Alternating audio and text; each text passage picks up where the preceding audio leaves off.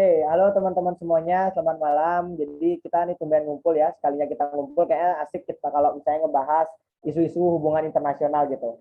Apalagi kemarin baru saja terlaksana sidang umum PBB yang ke-76, yang itu kayaknya asik gitu, masih relevan lah kita bahas. Kira-kira teman-teman ada yang ingat nggak sih alur dari sidangnya yang pertama? Aku lupa nih, yang pertama itu ngapain ya biasanya? Yang Ada yang pertama ingat nggak? itu yang pertama itu General Speaker List atau JSL. Nah, apa sih JSL itu? Itu merupakan pidato dari delegasi yang mengungkapkan pandangannya tentang isu atau tema yang dibahas. Nah, ini JSL ini nggak cuma dilakuin saat pembukaan sidang aja, tapi juga dilakuin sebelum voting draft resolution.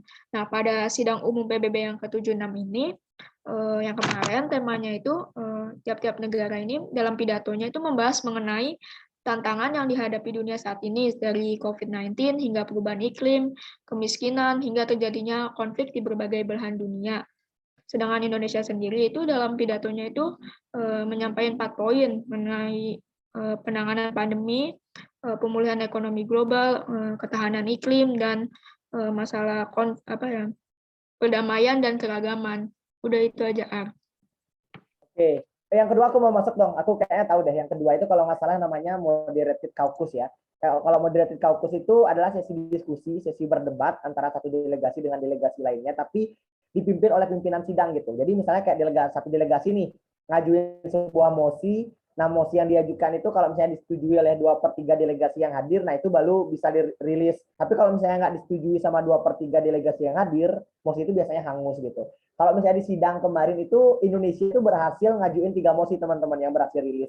Yang pertama itu terkait tentang kerjasama ekonomi, terus yang kedua terkait tentang kerjasama pemerataan vaksin, dan yang terakhir itu terkait tentang membahas isu-isu menjadi perhatian dunia tuh, kayak Myanmar sama Afghanistan. Jadi simpelnya tuh bagian yang kedua tuh kayak gitu, moderated caucus itu adalah diskusi tapi ada pimpinan sidangnya. Nah cuman berikutnya tuh aku lupa, apa sih ya bagian berikutnya setelah moderated caucus, ada yang ingat nggak?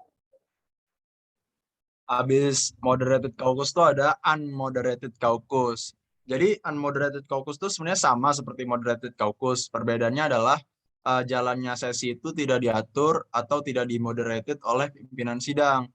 Unmoderated caucus adalah sesi yang memberikan ruang bebas kepada setiap delegasi untuk bernegosiasi ataupun berdebat dengan delegasi dari negara lain. For example, like delegasi Cina itu dan delegasi Amerika sama-sama mempromosikan mosi mereka untuk dimenangkan gitu. Itu sih. Habis itu ada apa lagi ya? Selain di sidang itu bukan cuma moderated caucus atau unmoderated caucus, ada juga yang namanya itu blok. Seperti yang kita jadi blok itu adalah sekumpulan negara yang biasanya tuh memiliki kepentingan sama atau latar belakangnya sama. Kalau misal di sidang 76 PBB kemarin itu Uni Eropa menjadi satu blok karena itu satu regional gitu loh. Jadi kepentingannya juga sama gitu kan. Jadi itu jadi satu blok dan tujuannya itu biasanya untuk membuat draft resolution. Tapi sebelum menjadi draft resolution itu ada yang namanya working paper. Working paper itu adalah kayak kerangka untuk draft resolution, tapi di mana itu belum fix, itu masih bisa diubah-ubah. Sedangkan kalau udah jadi draft resolution itu udah fix itu gitu. Terus habis itu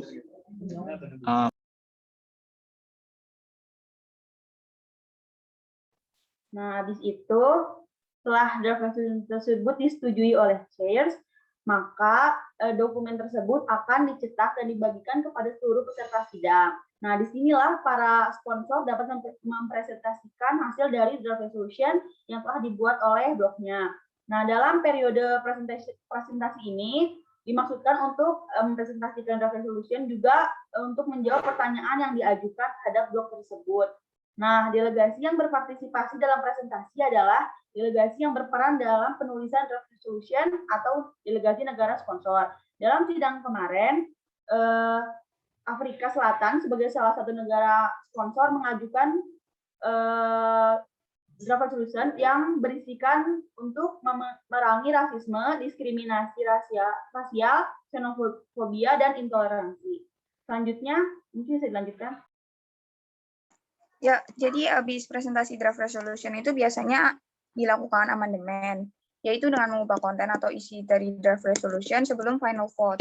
amandemen itu bisa terjadi ketika menambahkan klausa baru, menghapus klausa, atau mengubah teks dalam klausa yang udah ada. Proses amandemen digunakan untuk memperkuat konsensus pada resolusi dengan mengizinkan delegasi untuk mengubah operative clauses, sedangkan pre-ambulatory clauses itu tidak dapat diubah. Terdapat dua jenis amandemen, yaitu friendly dan unfriendly. Selain dua jenis amandemen itu juga terdapat amandemen non-substantif yang hanya berurusan dengan masalah tata bahasa, ejaan, dan tanda baca. Amandemen non-substantif itu nggak berpengaruh atau berdampak pada makna teks dan otomatis diterima atau ditolak oleh DES tanpa vote dan dari para sponsor. Ya, selanjutnya ada satu lagi, apa ya?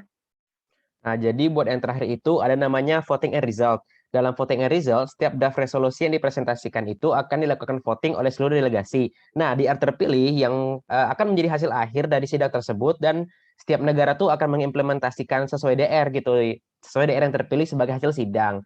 Dalam UNGA ke-76 kemarin, salah satu voting and results-nya itu tentang the Space 2030 Agenda, Space as a Driver of Sustainable Development, di mana semua negara tuh setuju untuk meningkatkan akses ke ruang angkasa untuk semua negara dan memastikan kalau semua negara tuh dapat manfaat sosial ekonomi dari ilmu pengetahuan dan teknologi luar angkasa untuk membangun kemitraan dan memperkuat kerjasama internasional dalam tata ruang global, kegiatan luar angkasa untuk mendukung sustainable development. Jadi itulah sesi terakhir daripada sidang ini, gitu.